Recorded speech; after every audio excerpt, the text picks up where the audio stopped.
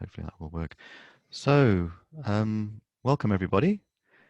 It's great to see so many people here, and I hope you're getting used to the new way of being. It's quite a change for all of us. So, this is why the session we're running now is about how to run large online meetings on Zoom or other platforms. We're going to be focusing on Zoom today. And that's why a lot of us really want to know how to do this. So if you're in a local group, this can be particularly useful. But also many of us who are facilitators and into democracy are looking to go out into the general community and support these types of meetings. And there's obviously quite a big demand at the moment. So if we can learn how to do it, and we've also got the XR meeting culture, which is also something that would be really valuable to support in terms of regenerative culture. I mean, this is kind of exactly what we need right now. So be confident that you already have that in your DNA, and that's going to have quite a big impact if you go along and offer your services in the appropriate way. So that's one of the things that can come off sessions like this. You can learn it and then take it out into the community with your fellow rebels if you want to. But there's an immediate, obviously, need to run your local meetings, and if you can't meet face to face, this is the only other option. Okay, so I'll just do a general introduction, and then I'll give you a little bit of time to check in pairs. So that will give you a flavor of how these kind of things work as a participant. And then I'll go through the rest of the session. There will be quite a lot of me talking because it's kind of a little bit of a tutorial in that respect, but then I will give you some space to ask questions, and I'll bring in some of the tools that I'm presenting today in doing that. So if you have questions, probably what's best in terms of the flow of this is to maybe just make a note of them, and then we'll pick them up at the end in one big session. So feel free to make a note of a question.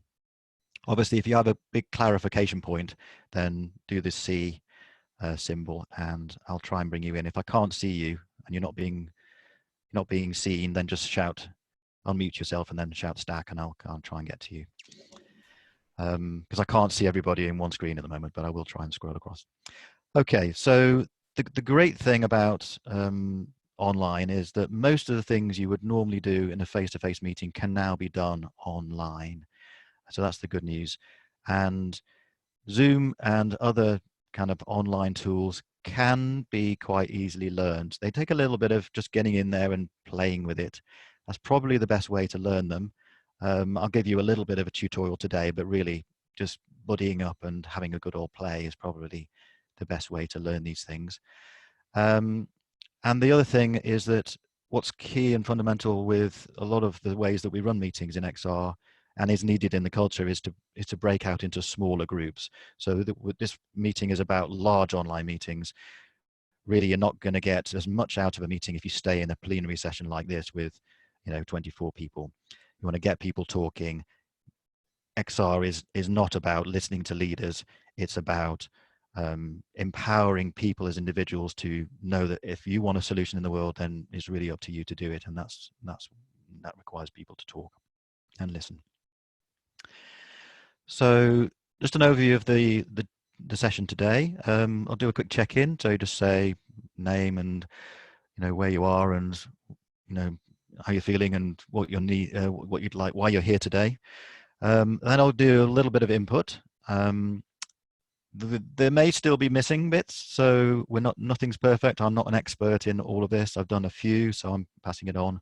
But I think just to know that there could be things that will evolve over time and will come into this session. I will go through tools for existing facilitators. So this is primarily about equipping people who can already run meetings with tools. So it's not explicitly to train you as facilitators, but clearly a lot of what's in here is embedded into it is about how to run effective meetings. So there'll be some of that embedded in, but it's not explicitly about training you to facilitate. And I've said earlier there will be time for questions at the end, and we'll try and cover all the ones we can. Okay, I'm going to start off with reading the vision reminder.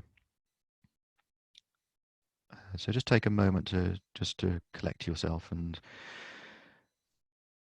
have a few moments of reflection. Let's take a moment to consider why we're here. Let's recall our love for the whole of humanity in all corners of the world. Let's remember our love for this beautiful planet that feeds, nourishes, and sustains all life. Let's recollect our sincere desire to protect all this, for now and for generations to come. As we act today or this week, may we find the courage to bring this sense of peace and application to everyone we encounter, to every word we speak, and to every action we make. In this emergency, together, rooted in love, we are all we need. Okay, so next thing we'll do is a check-in. So I'm going to break you up into pairs, and we'll give you a couple of minutes each. So you'll have 4 minutes all together, and I'll give you a 1 minute reminder, and then you can use that minute, and then it will automatically bring you back into the plenary. So just say who you are, where you're living, if you want, anything about how you are today, and then why you are here in this particular workshop. A quick question from Jeannie.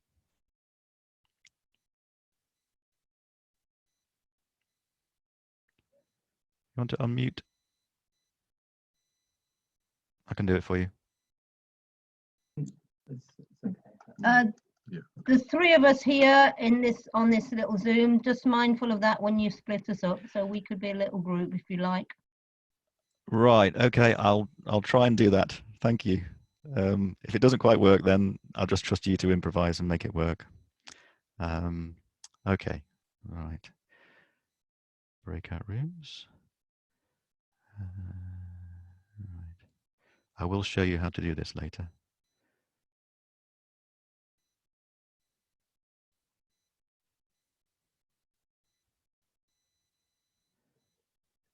Right.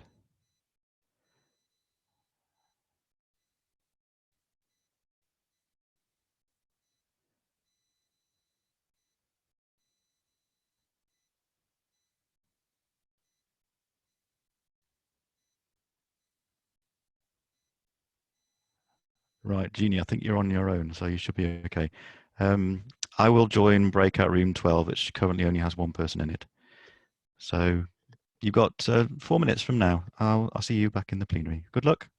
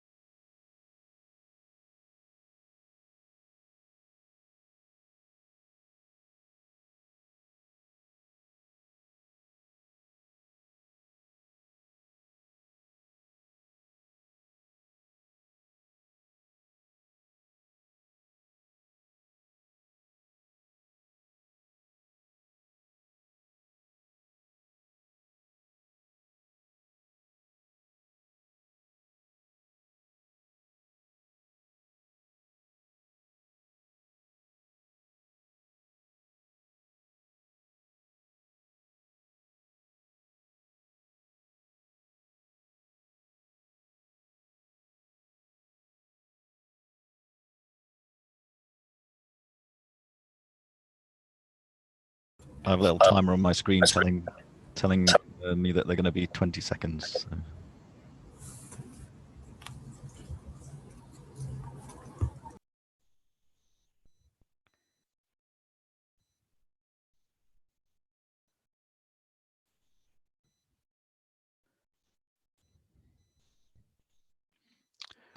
Okay, welcome back, everybody. Hope you had time to check in and that all worked okay. I'm sure you made it work. So just a big welcome to everybody who's arrived. I haven't been able to welcome you in person, but hopefully you're feeling connected now, at least with one or two other people, and you're feeling welcomed and rested. I will now kind of continue with the tutorial, basically. So I will be speaking for a little while, and I'll cover things as best as possible and then give you space to ask questions at the end. I'm just checking up on something regarding the, no, I don't think there's much I can do about that. Let me just bear with me a second. I want to just check on. Miss Osman, I don't know whether you went to the checkout room. Are you there?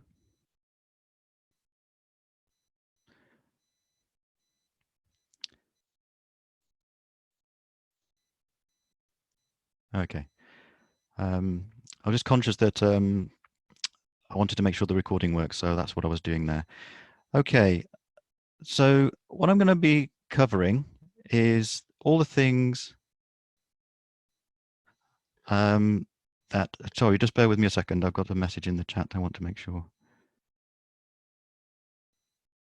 Okay, thank you. Thank you. I'm going to be covering the kind of tools that you can use that can help you do the kind of things you want to do in meetings normally.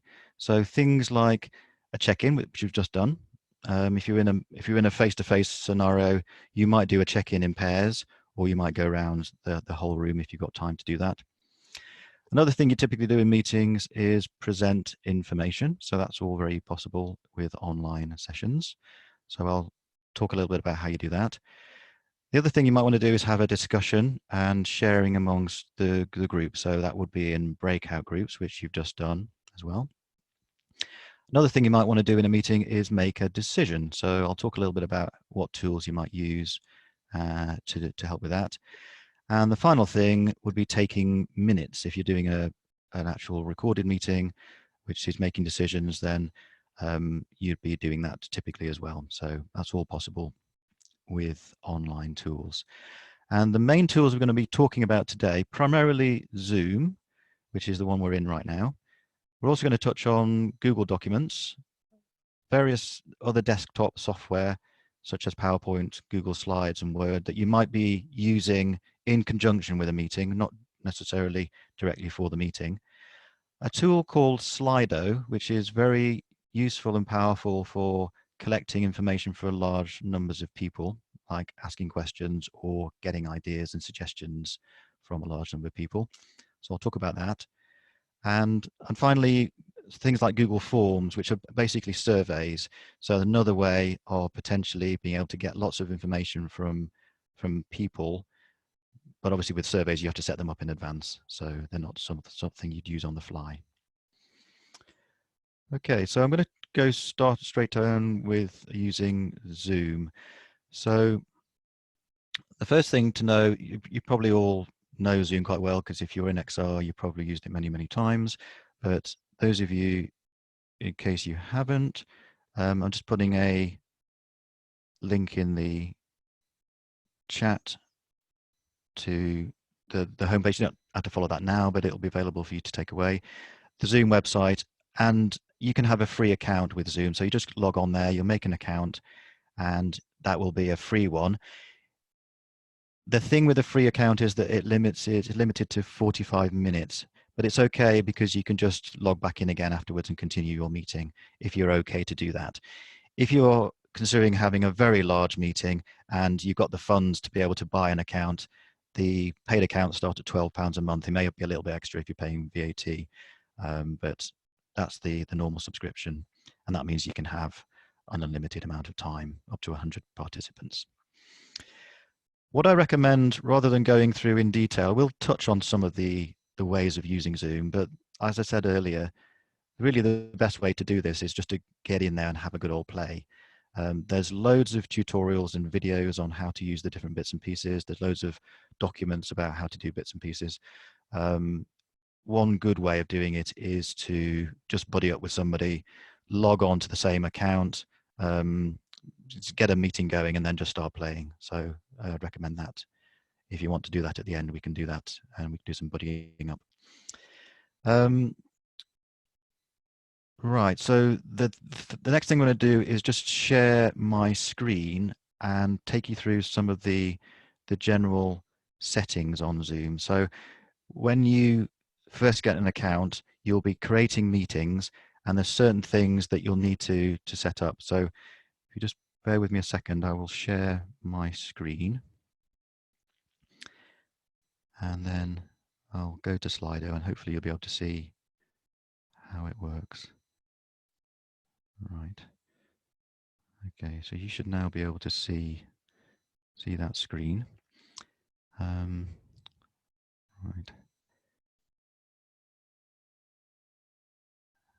And if I go to Zoom, you'll go into your account and you'll see this kind of screen. You'll get used to all of this behind the scenes. You don't need to know the details. But you can see that at the moment it's selected the profile and you've got a meetings tab, which will tell you all the meetings you've got scheduled. I've got the one that we're running now. You can see the green light on. Webinars, recordings I'll talk about later. You can record these things as I'm doing now.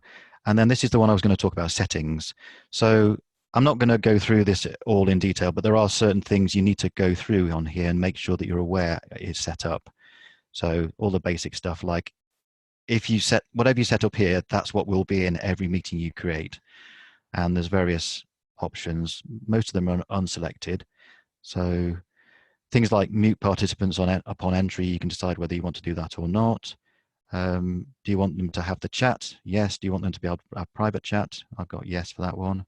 File transfer, not so important. Co-hosting, you might want to select, and various other ones. Screen sharing. But one further down here, I'm not going to go through it, is breakout rooms. So when you get your account, a new account, I think that's set to default to not be on. So if you go in thinking that you'll automatically be able to have a breakout room and it's not there, that's probably the reason. Okay, but that's just a little quick guided tour of some of the settings that you might want to be aware of when you're setting up for the first time. Okay, so back in the main room. The next thing I'm going to talk about is participant guidance.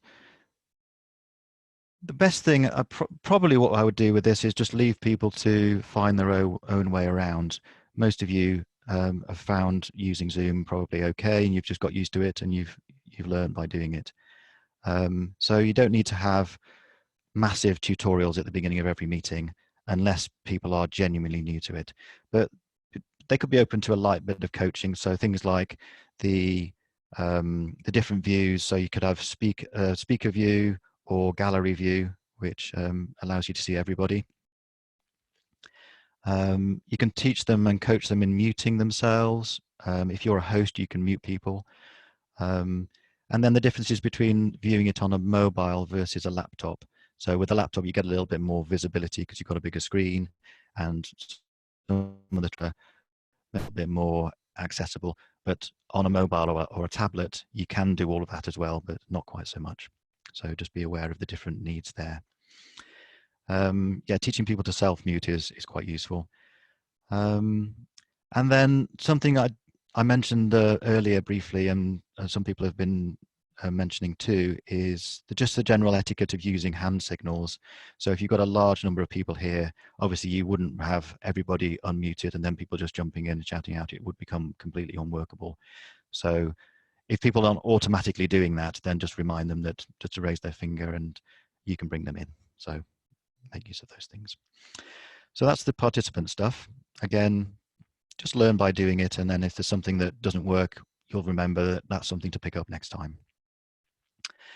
So I'm going to move now on to hosting function. So as the host of the meeting, you need to remember when you create a meeting, you'll get a link like the one you followed today. But what's important, if you want to be a host, you shouldn't just follow that link when you join the meeting. You need to log into your Slido, your Zoom account, and then open the meeting from inside that account, and then you will be a host.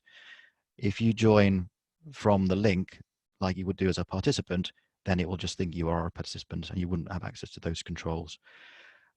If you are hosting, it's better to be on a laptop for obvious reasons. You get a bigger screen, you can see more people, and the controls are a little bit more accessible.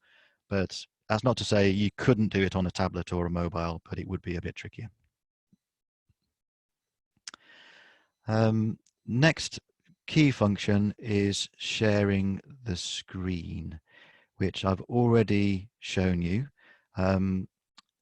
Actually, don't do it, but everybody in this room has the capacity also to share their screen. So it's the green kind of rectangular button with an arrow going up it. And when you click on that, don't do it now, you will be asked which part of your computer you want to share. So it could be the whole desktop or whatever packages you've got open. So if you've got like a PowerPoint open and you want to share that, then select the PowerPoint and then that will be the one that everybody sees, and not your entire desktop, which might include, excuse me, your email, which you don't want people to see. So be aware that's the way that works. And again, something to try out in your buddies to get good at that. It's very straightforward. So one thing to be aware of is that when you share the screen, and in fact, I'll do this now, you'll probably notice that it fills the entire screen. So let me just do it and then just notice whether it does or it doesn't. If it does, just try pressing escape, and then what you'll see there is probably the window will come in slightly bit, and then you can access the stuff that's around. So you've got a little bit more control. So let's just try that. So I'm just going to share a document. Now, I got that quite small, but if I make it bigger, you can see that it comes across the screen, and you can see that getting bigger for you as the participant. And if it's taking up the full screen, if you try pressing escape, does it change the window so you've got a little bit more control? Just notice that. Okay, that seems to be the case. Okay, we're back in the main screen. So it does pay to be aware of. That's why buddying up is quite good, because you can see the effect that has on the participant, and then you can swap roles and somebody else can be host and you can see what experience is. So some people might feel a little bit, oh, I can't access everything I usually can when I'm in screen sharing mode, which you can at least be aware of. Just checking there's no questions at this stage. Cool. Okay. Okay, the next thing I'm going to do is talk about breakout rooms. And probably the best way to show you this is to actually just play you a video. So what I'm going to do is I'm going to share the screen again and tell you that when you do this, if you want to share a video with everybody, of course, there's one way you could do it, is you could just post the link in the chat. But if you want to actually watch it all together, then you can do share screen. But what you've got to remember to do is before you click share, is there's a tick box. You can't see this now, but you will do when you try it. It's share computer sound. If you don't share the computer sound, you don't click that tick box, then they won't be able to hear the video. So let's see if it works. It did last time. Okay, so I'm now going to click on that link, and that should open up this screen. And then if you can't hear it, can you just give me a thumbs down? Hey everyone, Farah from Zoom here. On this brief video, we're going to show you how you can leverage our breakout room feature to take a large meeting or virtual classroom and split it up into smaller groups or sessions. You'll see that I have already enabled the breakout room feature, which you can find in your settings along the bottom. And that breakout room button will actually be right here. This is a button that only your hosts or co-hosts will be able to see. And right now we don't have a co-host in the session. If I manage my participants, I can hover over Catherine, for example, to make her a co-host. So she'll see this button now as well. When we're ready to split the group into smaller sessions, I can easily click this button to get a pop-up window asking me how many rooms I'd like to assign out and how many participants per room. For this example, it's recommending, since there are 6 people, we can split it up into 2 rooms. I can do this automatically or manually. So if we click on the automatic button, it'll generate those breakout rooms for us. Certainly if there's anyone I want to swap out, maybe I want to move Michael to the other room, I can exchange him for a different participant. Once I'm ready to open all rooms, I'll click this Open All Rooms button, and our participants will be able to join the sessions that we've created for them. So we'll slowly see those people join. One thing that's really important to note is that as a host or a co-host, you can actually hop between the different rooms to talk to the participants. You can see here I have the Join button. Now everybody's left to go to the rooms. I can broadcast a message to everybody and say, wrapping up in 1 minute. And this will broadcast the message, and then I can close the rooms, which gives them a 1-minute timer to rejoin our session. We'll give everybody a second to rejoin, and I'll show you 1 or 2 additional features with breakout rooms.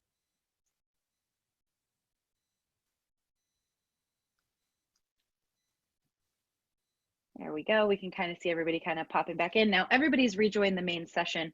You'll see that I have the opportunity to reopen these rooms again, which is really great. If you have a very long session or a very long virtual class, you can split into these virtual smaller groups as often as you'd like. And the additional options here will allow you to automatically close breakout rooms after a specified amount of time. You can also change the countdown timer to be 30 seconds or 2 minutes if you like. I'll show you a setting where you can also pre-assign folks to be in your breakout room before the classroom starts. You'll want to navigate over to the class that's already been created in your Zoom portal. Under the Meetings tab, you can find your meeting. Scrolling all the way to the bottom, you'll see if we open this to re-edit it, I have the opportunity to pre-assign a breakout room here, and I can create the rooms and upload a CSV with all of my participants in advance so that their names are already populated in the room when I start the session. That's basically how you can run breakout rooms. We hope you found this video helpful. If you have any additional questions, please visit us at support.zoom.us. Thanks so much for watching. Take care.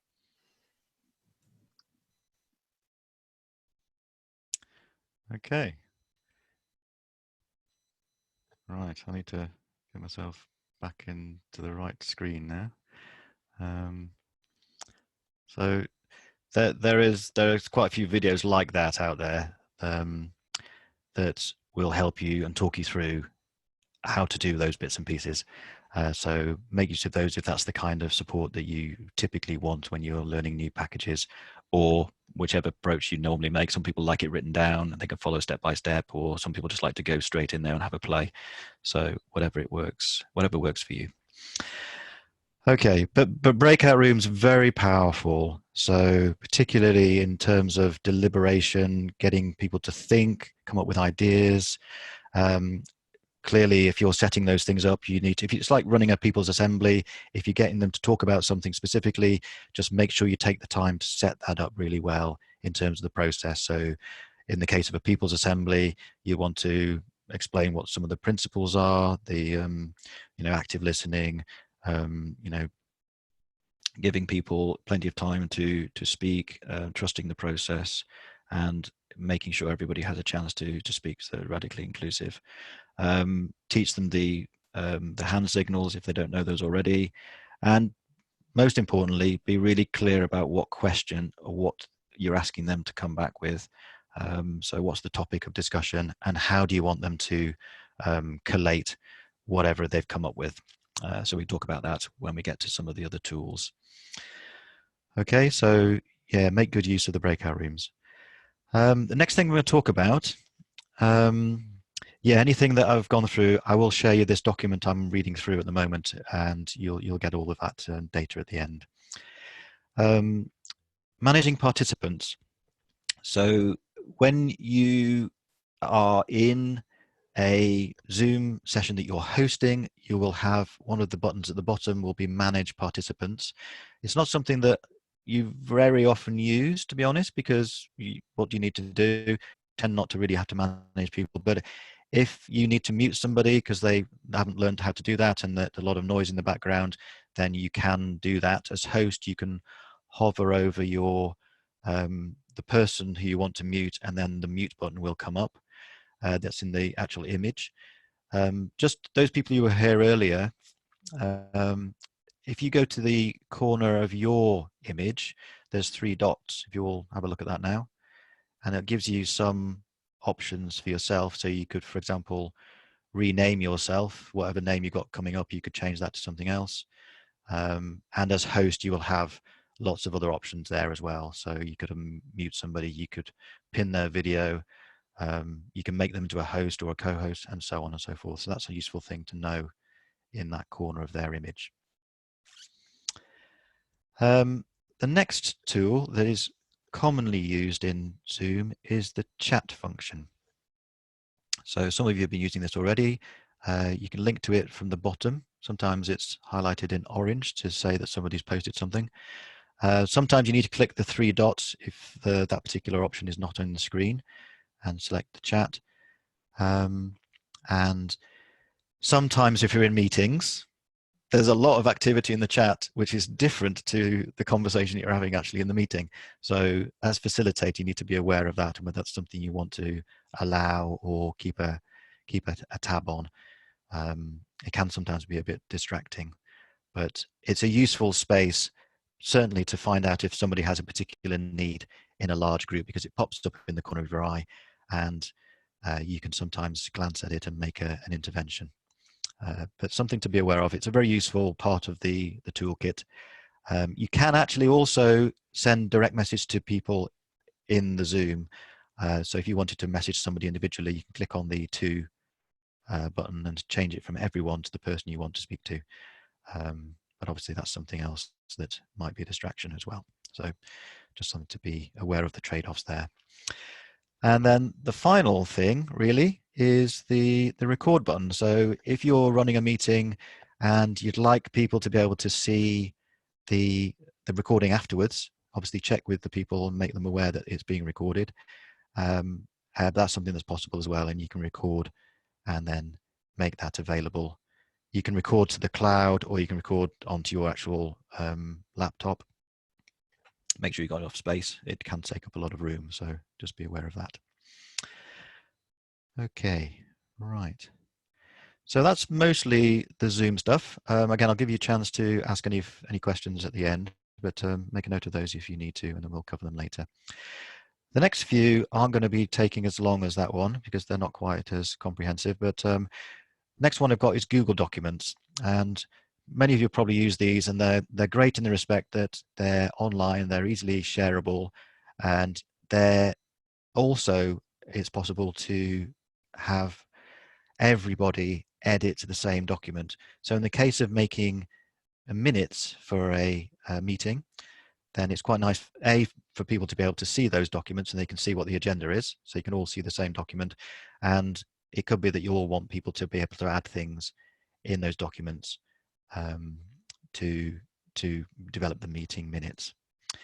The other thing, you can use these as documents to actually record things. So if you say we're in a people's assembly and you've got everybody out into the breakout rooms and you're asking them to come up with their top 3 answers as a group for that particular question, whatever the question is, you could get them to use the Google document to record their top 3 answers. And then it's all in one place. And then when you come back and do the plenary sharing, everybody can see their own notes, but also the ones of the other groups. And then you can get each group note taker to talk through their particular answers.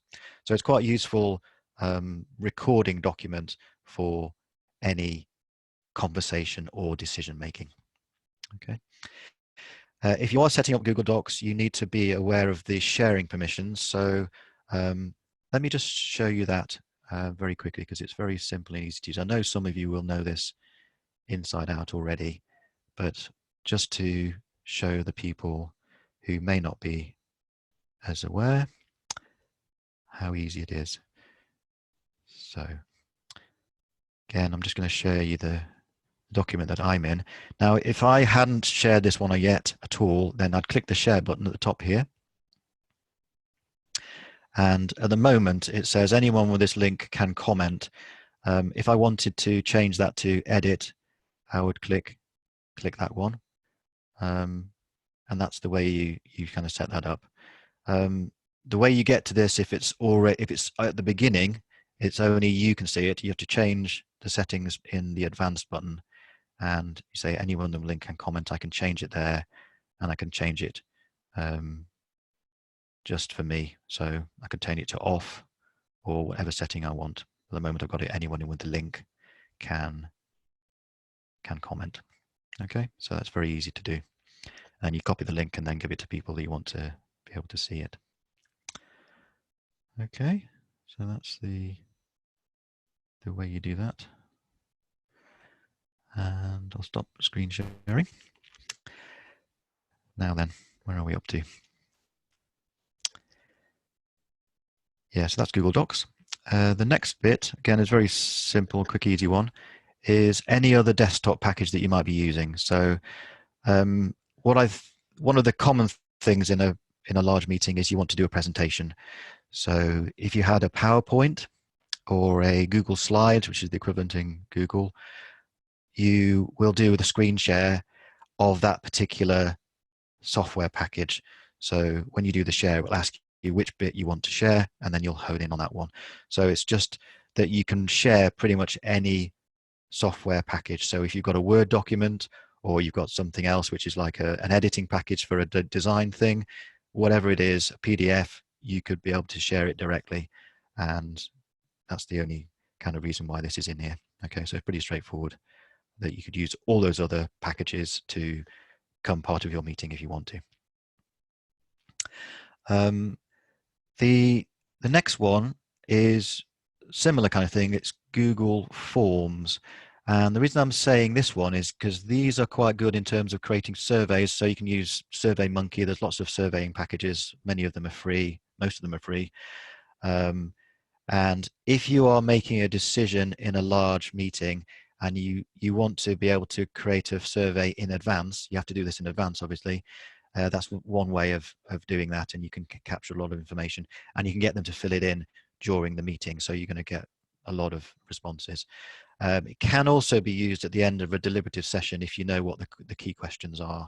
So if your local group is making an important decision and you want to get them to decide between these types of answers, if you know what they are, then you can set those up into Google Forms, or ask open questions and then go through the results analysis retrospectively once the meeting's finished.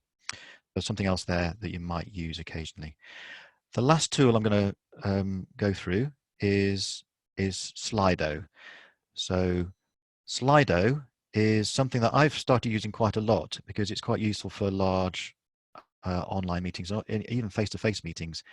It was introduced typically for large conferences. You get a big room full of 200, how many people in there, and the bit where the speaker's finished and they want to ask the audience for questions, and typically you just put your hand up and then your question, if you're lucky, would be chosen. And of course you don't know whether that question is typically ones that most people in the room would want. It could be just a very isolated fringe question.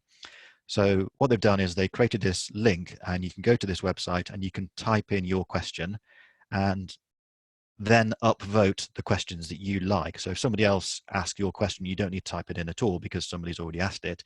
You can just simply say, yes, that's my question, I want that answered.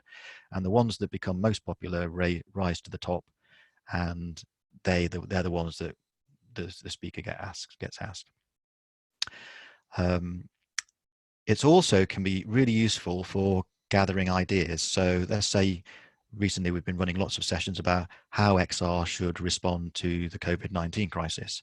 So you might ask that question and people come up with ideas, and then they can look through all the ideas and they can vote for the ones they like. And that's another way of getting a kind of a hierarchy of ideas across a large number of people in quite a short space of time.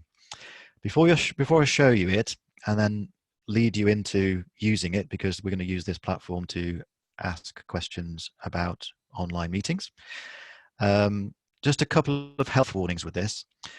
When you explain it to your audience, you give them the link. I'll tell you how to do that. It always says, please type your question here. So if you're using it to get ideas, you just need to tell people, even though it says question, what we're asking for here are ideas and not questions. So that's one thing. The other thing is, when you're actually using it, you need to give people time and quiet time to think about what they want to ask. It's not so easy to do if you're talking all the way through that.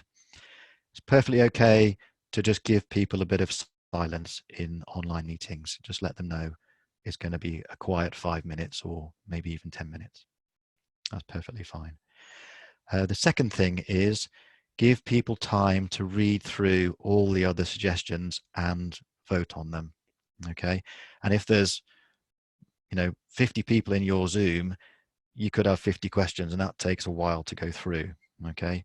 So give people that time to do it. What can sometimes happen, what does happen, is that the early questions get voted up quicker because they appear at the top, and then they start getting higher and higher on the list because people see them, and the other ones further down don't get seen. So it's important to give people time to go all the way down to the bottom. And one tip is that you can actually bring the latest ones to the top by clicking the right button as a participant. So that's something you might want to see. Okay, so what I'm going to do is do two things. I'm going to show you how to set one up. It's very straightforward.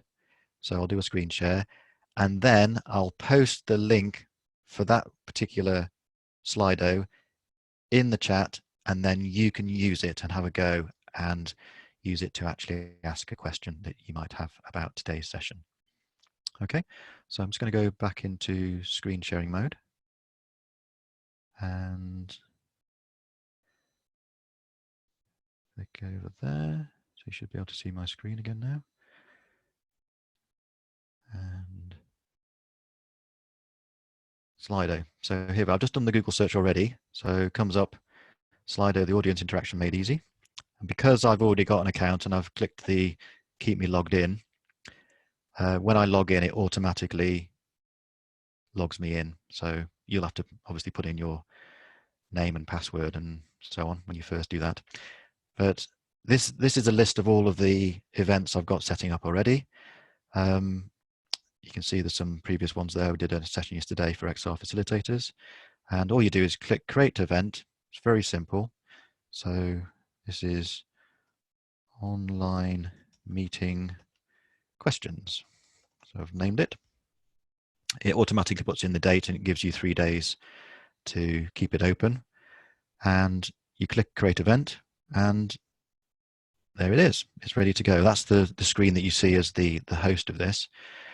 To get the link that you'll give to your participants, you click on settings, and the link is there. So you just copy to clipboard, and that's you done. So I'll stop sharing and put this into the chat. Now, if you go to the chat and follow that link, you can now ask questions on anything you want to ask about online meetings, and at the same time you'll get an experience of using Slido, which might help you when you're using it. So this is where we're going to go quiet. Okay, so take the time you need to submit any questions, and if you don't have a question, or even if you've asked your question, then take the time to go through and read the other questions, and the ones that you want answering as well, just tick the thumbs up button and vote for that particular question. And then after about 5 minutes, I'll shut up in a second. I'll go through them. Okay.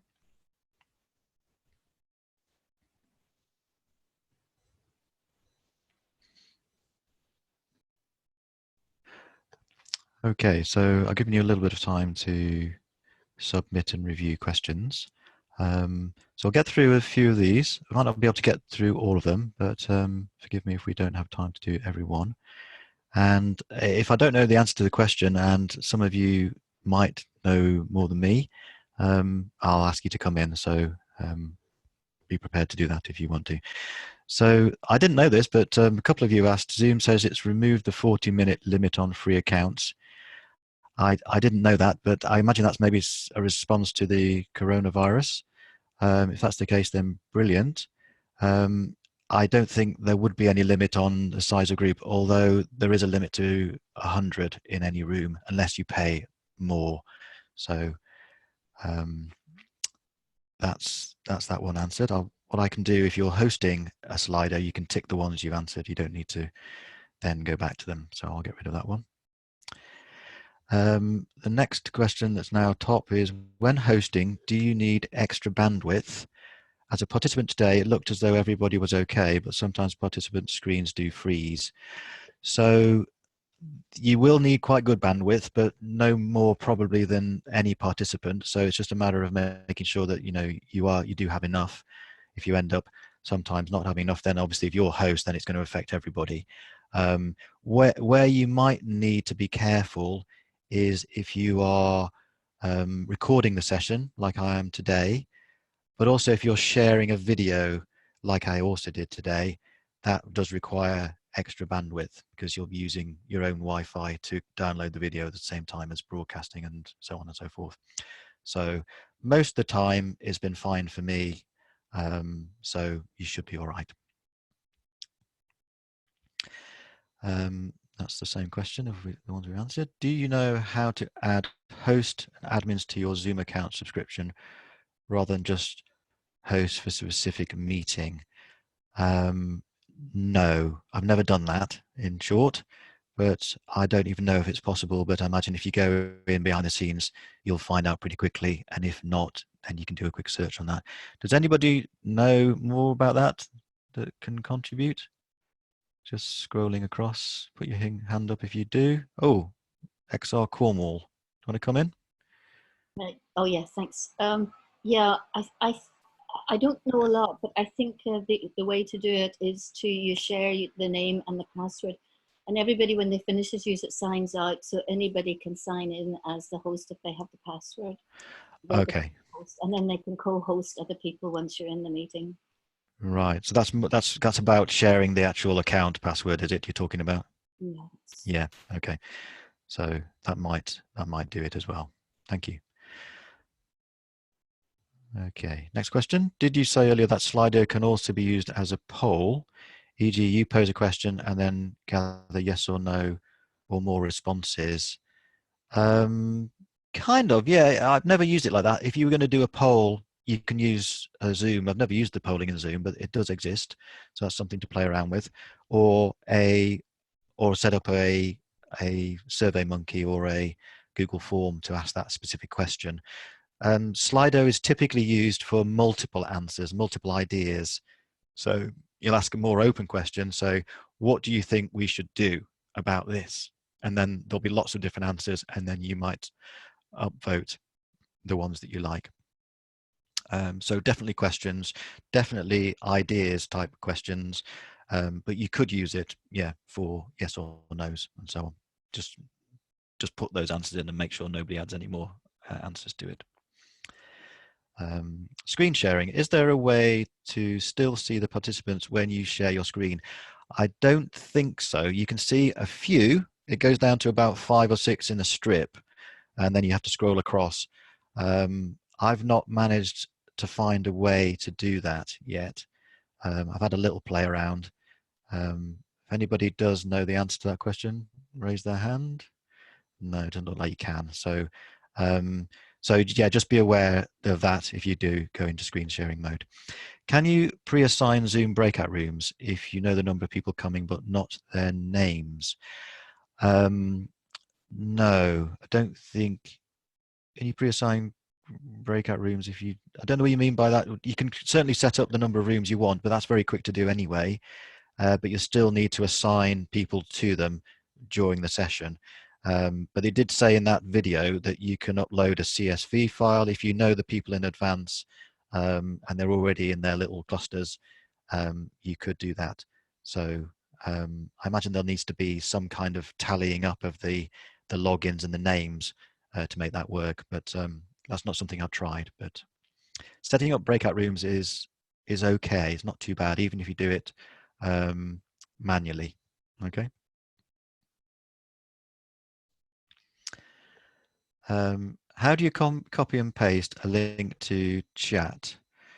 So just like you would copy and paste anything. So you just go to wherever the link is, copy that, and then just put your cursor into the chat and press enter, and it goes straight in. Okay, so that's very, very straightforward. You can also copy and paste the whole chat. There's different ways of saving the chat. You can save it to your computer, but you can also copy and paste it into a document, which is quite useful. I'll do a few more of these and then we'll move on to the final bit of input. For an online meeting organized around a question, e.g. how to replicate solutions across networks, how would one organize breakout sessions idea capture? So I did touch on this briefly.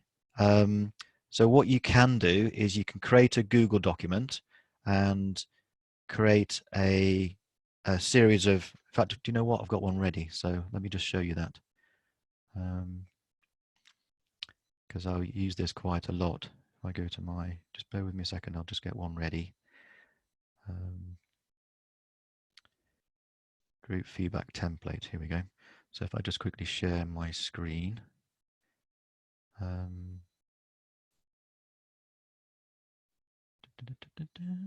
Share, can you see that?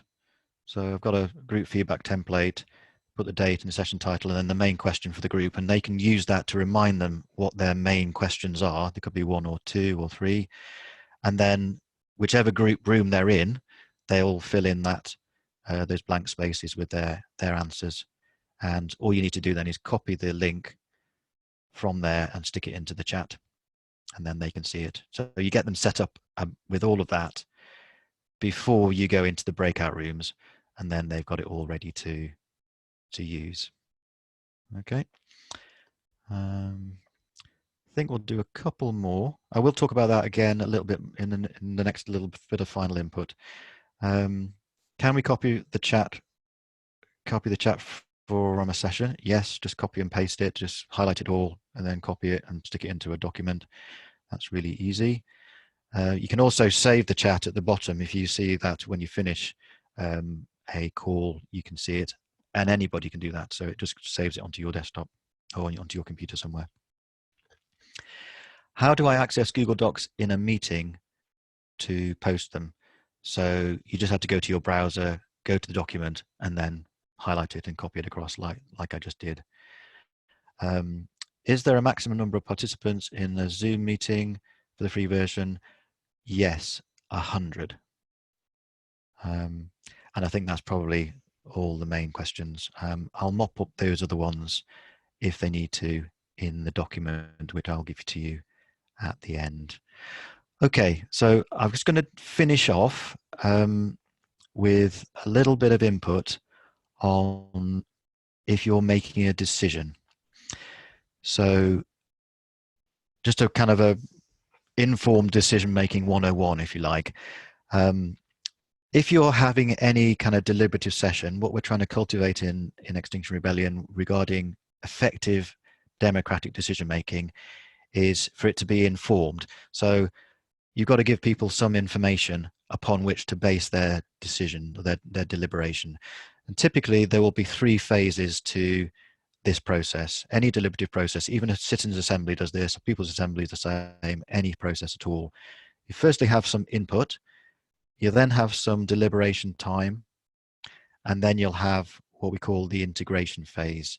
The integration phase is where people have considered all of the information, they've talked about it, and then considered all the different angles that other people might have, and they've reached a new position, and then it's about integrating all those new positions into a final group position. Okay, you may not all agree, but you can also you can still summarize what the range of views are into a single final position.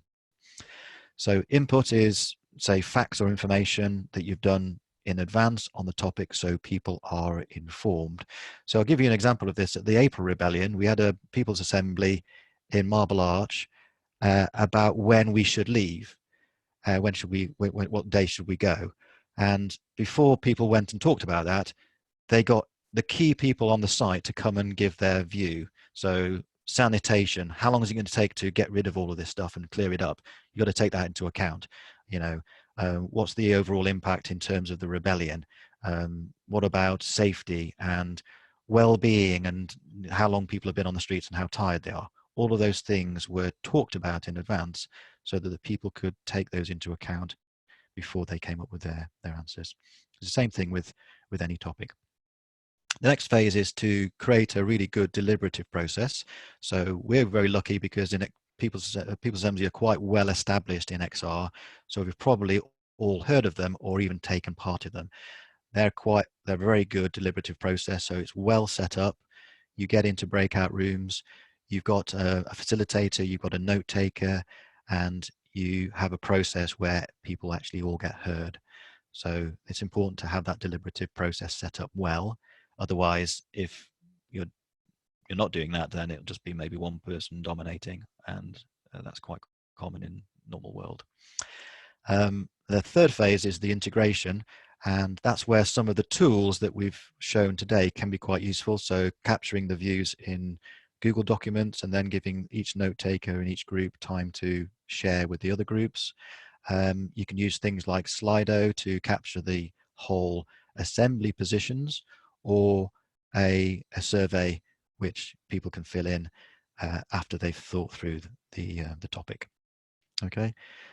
Something that's always important to say at the very beginning, if you're doing any deliberative process, to say what teeth it has.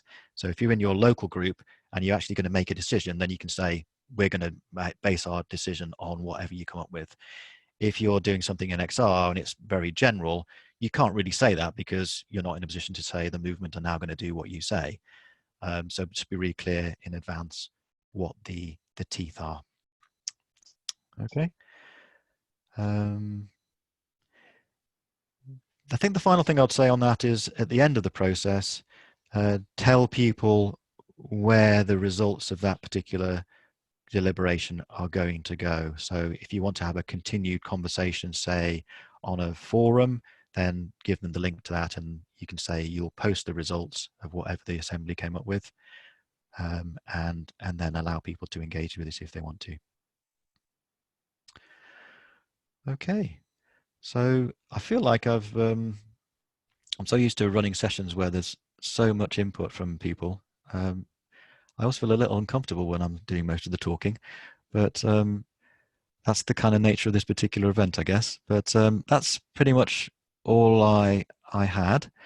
I'm very happy to stick around and hear from people. If anybody wants to come in and say something off the back of this,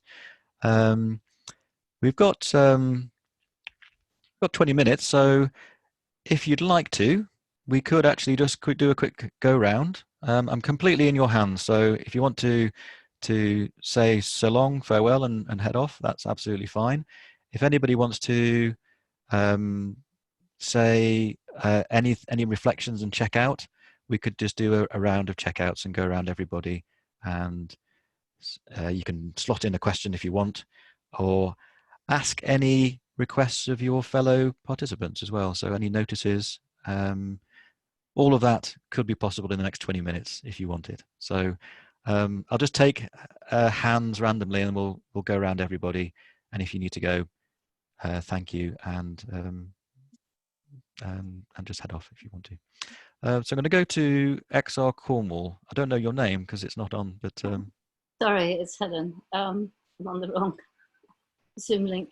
Yeah, I wasn't clear on this Google, when you do the breakout groups, getting the feedback and writing stuff. Can you share that template that you shared, that you showed us? Yes, of course. What I'll do actually. On that template, can anybody be writing on that at the same time when they're in the breakout groups? Yes, so that's just a template that I created, but I'm happy to have people share it, but have people borrow it. Let me just copy that into the chat area. Hold on a second, let me just change it to everybody so you all get it. What I'll also do is I'll stick it into the document which I was using for this session, which I'll also copy in. Thank you. And then different groups can be actually writing on that at the same time, can they? That's right, yeah. So as long as you did, you may not remember, but I did a little demo of how to set this up, and you've got to make sure the settings are correct. When you create a Google document for yourself, it will default to only you can see it. So you have to then change the settings by clicking share and then selecting the right settings so that people can view it and in this case edit it. If you don't do that, then they won't be able to actually do that. Okay. Okay. Thanks. Yeah, Thanks. Very useful tips in it. Thank you. Thanks, Helen. So Helen's gone first in checking out. Who would like to go next? And maybe pass on to the next person. So it'd be good to hear how it was for you and any reflections.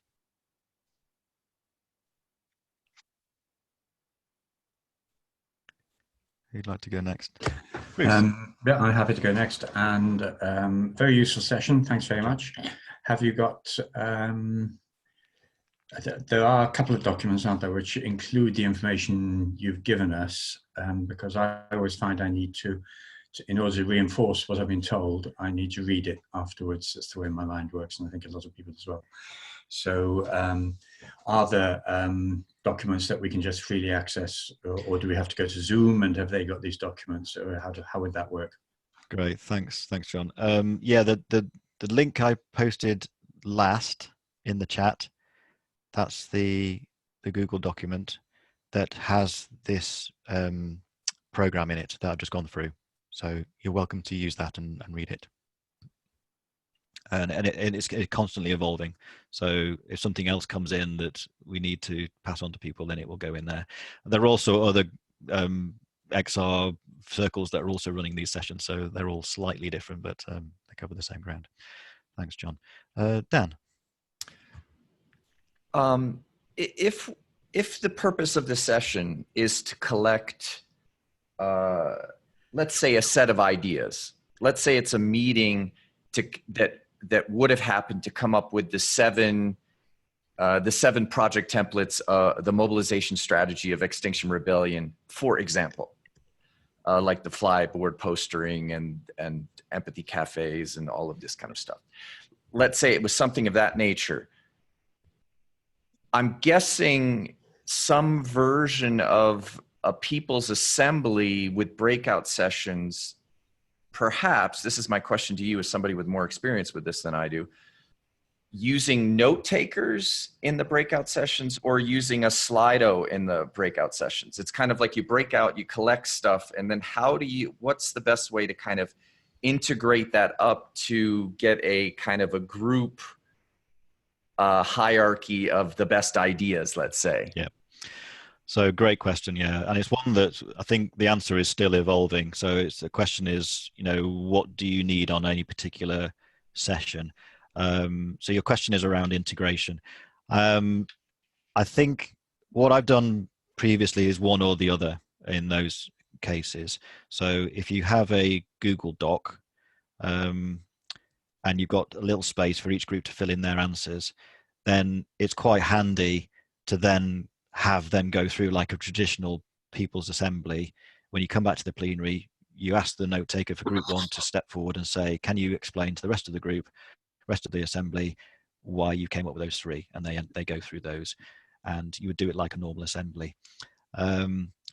You could separately to that say, right, we'll not do that, but we've done the deliberation, and they, as individuals in that group, can go to the Slido, and say you've got 50 people in your entire assembly and you had, say, 6 groups, 7 groups or something like that, then the group system has been there to do the deliberation. So they've progressed their own thinking, and then you're capturing the thoughts as individuals in a Slido. But of course, then you have to think about how many people and how many questions and how effective that is. And you're missing out a little bit in terms of the verbal descriptions. So if you're there in the conversation and you're having the opportunity to explain verbally, you can probably put a lot more over excitement and tone than you would do just in a line in a Slido. So there's trade-offs with all of these things. Thank you. Good question. Bruce, you wanted to come earlier. Do you want to chip in? Just being helpful, actually. No, there's nothing particular I wanted to say. Just Dan's question. We found in our public assemblies, we tried to integrate by taking all the notes from the plenary, from the sessions, and trying to find common themes in them, and that seemed to be quite a good idea.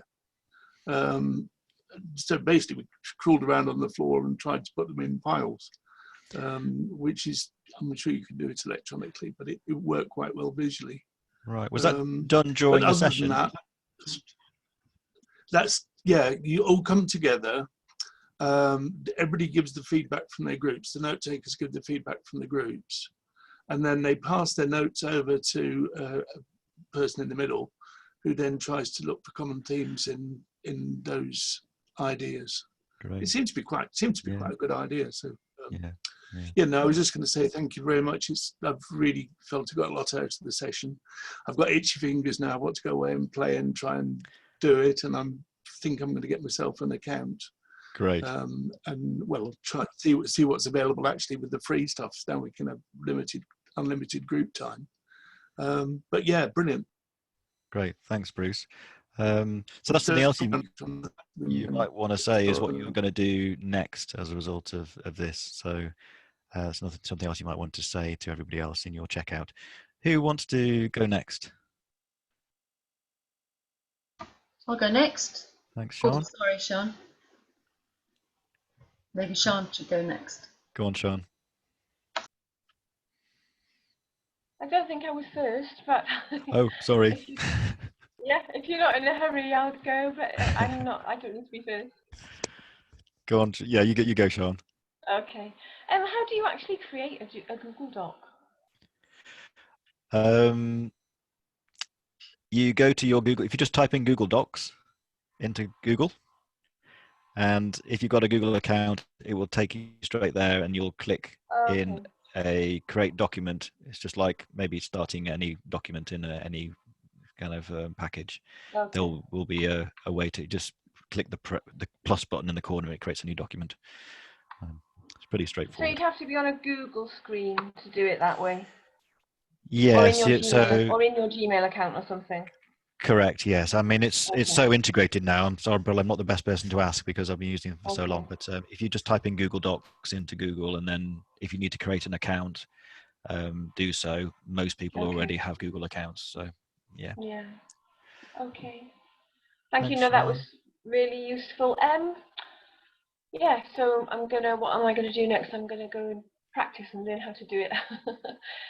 But the ultimate aim is to we want to start holding community listening circles for people who are isolated during coronavirus precautions. Yeah, so I want to be able to do that myself for the local as a local group action, and as a community support action, and also teach other people how to do it. Brilliant. Exactly what's needed at this time. So, yeah. And I've just posted in the chat, there's a forum called Lumio discussion that is all related to large online meetings. So what will be great is to come back to these meetings and then tell people how it's going.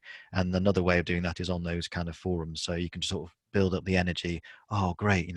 Sean's gone off and done it and it seemed to work okay. So you get a little bit of a boost knowing that what you're trying is going to most likely work. And then we get that energy going.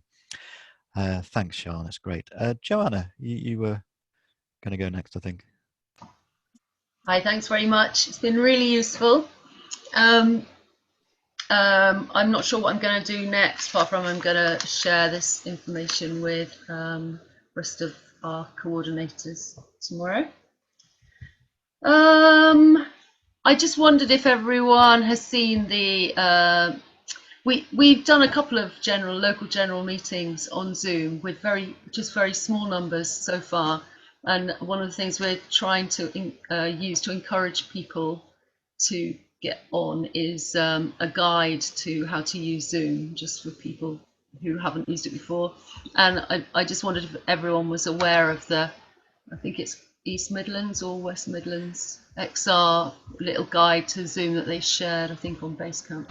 Yes, I think I've got it in the link in the document that I sent out earlier. Okay. So how to use Zoom guide, yes, I think it's in there. So yeah, the one of the links, I'll show you this one again so that you've got that. That's the document I've been looking at as I've been going through this session. So there it is again. I think it's in one of the links there. If you've got an additional resource, then just let us know and we can add that. But yeah, so you're part of the East Midlands, are you? No, I'm not. No, you're not. Broome, Somerset. Ah, brilliant. Okay. Another heart centre of activity. Thank you. Thanks, Joanna. Who'd like to go next? Andy. Hi. Thanks, Paul. Thanks, everyone. It was really helpful. I've got nothing to add, really. I'll be hosting Zoom meetings in all sorts of in XR and in other parts of my work. So yeah, incredibly helpful. Probably gonna sign up for a paid account, but I'll have a look into it all tonight and tomorrow. And I'm part of Hackney XR, so yeah, just warm regards to all of you and all the work that you're doing right across the country. Thanks, Andy. Thanks very much. Who's next? Jeannie.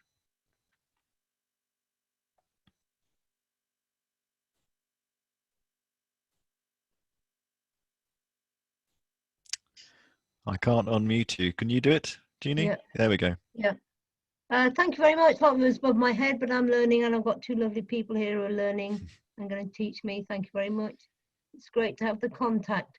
It'd be great to have more Zoom meetings about what we're doing across the country. Thanks. Magic. Thanks very much. David. Hi, yeah. Hi, everybody. Thanks, great meeting. Joanna from Frome shared a really good link with me, which was another guide to how to use Zoom. So if she's happy, maybe just put that out as something everyone can get onto. Yep. Joanna, do you know what David's referring to, and can you share in the chat? Yeah, that's what I was just talking about, that you said you've got in your document, that same guide to using Zoom. Right. Are they one and the same East thing? Midlands, Sorry. I think so, yeah. Right. Okay, Well, thanks. I'll just post what I've got here in the chat, so you can double check it's the one we're talking about. There we are. So Joanna, if you can just check that while we're going on to the next person. Thanks, David. Yeah, great. Who's next? Dave Ware. Thanks, Paul. Really useful session. The stuff about setting up breakout rooms I didn't know about before, haven't played with it. Looks really useful. Take that back to Bath and we'll try it out. Brilliant. Yeah. Thanks a lot. And let us know how you're getting on as well, so we can learn from your experiences. Don. Thank you very much. That was a great session. There are 3 of us from Bath, at least. I'm looking at 2 Daves. So maybe we can go away and practice together. Have some sessions, that'd be fun. So thank you really very, very much. Brilliant. Yeah. So what I typically do at the end is, if people want to be buddied up, just stay on the call for another 5 minutes, and we'll just you can decide who you want to buddy up with, and we can exchange details and whatnot. So if you want that, if you already know somebody and you want to just go off and work with them, then you don't need to do that. But if you do, then we can offer that service as well. Okay, who hasn't been yet? Fergal, do you want to go next, and then we'll go to Rose? Yeah, just following up on that last point. I'd quite like to know where people are from straight from the beginning of a meeting. So just name an area, and then I start to visualize people in different areas, because I travel around quite a bit and work with different areas of country. So yeah, just a nice point to know, oh, there are 3 from Bath and so on like that, really. Yeah, thanks, Fergal. What we can do just before we finish is just go around everybody. So we'll finish doing the checkouts, and then we'll just do a quick go around saying where you're from. But yeah, that's something to weave in, isn't it? Rose, do you want to come in? Hi, yeah, so I'm Rose from Nottingham, and it was really useful, especially about the breakout rooms, but it's just those little buttons that you don't even know what you can do. So things like Slido I didn't know before. So really good, thank you. We're definitely going to do it for our working group, and then I use it with some friends as well. Good way of staying in contact when can't get out much. So really good, thank you. Magic. Thanks, Rose. And David, are you there? Do you want to come in? I think you're the last person. David, is it Lani? Yeah, I'm David Williams from Llanidloes. And can I, before I start, hiya Sean, how are you doing? Hey, yeah, I'm sorry I was late. I was planting potatoes, but there you go. There are priorities to life. We use Zoom. We started using Zoom for our local group last week. It was an absolute scream. Because people hadn't been in touch with each other for maybe 2 or 3 weeks, and it was really, really good to get back together. I'm a little bit wary about breakout rooms, but I've seen the buttons and I think I know how to do it. And it's going to be really good when we get back into normal working again, despite the corona thing, to be able to split into working groups and deal with questions and so on. So that's very, very useful. What Rose, I think it was Rose, said about chatting to people. Zoom is fantastic. It's there at your fingertips. You haven't spoken to somebody for 2 or 3 days. Someone said, "Oh, I don't know about Jim. He might be blah blah." Hey Jim, how you doing? It's really great. It's sorry, I'm blathering on. Thank you, Paul. Thank you. And I'll try to be on time next time, mate. Okay? Thank you. And tell me again where you are, David. Oh, it's we're halfway between Shrewsbury and Aberystwyth. It's a little place called Llanidloes, but it's shortened to Llanny or Clanny or Right. Not Clanny. No, sorry. Hey, nice to meet you all. Bye. Thanks, David. So as we requested from Fergal, let's just quickly go around. So I'll just call out your name and then you unmute and then just say where you're from. So David Serby, is it? Yes, I'm from Bath. Another Bath person. Bruce? Where are you from? Sorry, my bar isn't working. I'm from East Sussex. East Sussex. All right. And Sean, you're another one near David, are you? Yeah, I'm Brecon, so I'm a little bit south of David and Pam. Great. And Andy Fee, I think you said you were from Hackney, is that right? Yeah, Hackney in London. Yeah, big group, about 2,000 of us in total, although we don't always make it to the meeting every week. But yeah. Wow. 2,000, that must be one of the biggest groups in the country. I suppose it probably is the biggest, yeah. Potentially in the world, we might be one of the biggest. Right. Fantastic. Thanks, Andy. Fergal, where are you from? Just outside Cheltenham in the Cotswolds. I also I join up with the Stroud group as well, which is always amazing. Yeah. All the founders and the Arguably, yeah, the very heart centre of all of this. They met in the cafe in Bristol originally, I think, or something like that, wasn't it? Yeah, they're amazing. Thanks, Fergal. Dan, we already know where you're from because it says on your thing. You want to come in? Yeah, sure. I'm in Denver, Mile High, Denver. Yeah, just as an announcement, you can right click on your image and you can rename yourself and add in your location. I'm sure many of you know that, but yeah, I've been working with some folks in Wales, and I was even on a call months ago with Roger Hallam, I guess. So I'm trying to internationalize some of the good work that all of you guys are doing. Magic. Thanks, Dan. Joanna. Can I just ask, if you rename yourself, is that just for this meeting or forever? Yes, just for the meeting. Yeah. Thanks. Yeah. Where are you from, Joanna? Me? Yeah. Froome. Oh, that's right. Yeah. Sorry. Bad memory. You already said. Don, did you say where you were from? I'm just going round everybody. Yeah, I'm from Bath. Bath as well. Just up the road from Broome. That's right. Jeannie? I'm from Nottingham. Hello. I'm from Nottingham. Nottingham. Hello, Rose. Great. So you must know Let's Rose. Zoom, Rose. I'm in St Albans. That's me. And Dave, I think, where did you say you were? Dave, where? I'm from Bath as well. Another Bath person. Brilliant.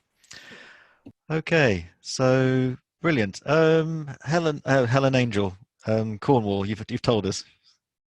Thank you. So we've all done. I think I didn't know the that renames. was This. great. Great. Thanks, Fergal, for asking for that. That's an important thing to do. Okay, that's it, I think. So take the links, grab those before you leave, and there's links to the forum, so you can ask a question up there if you've got anything to feedback. You can do that, and we'll probably have some regular sessions to check in on this sort of thing. So keep an eye out for those.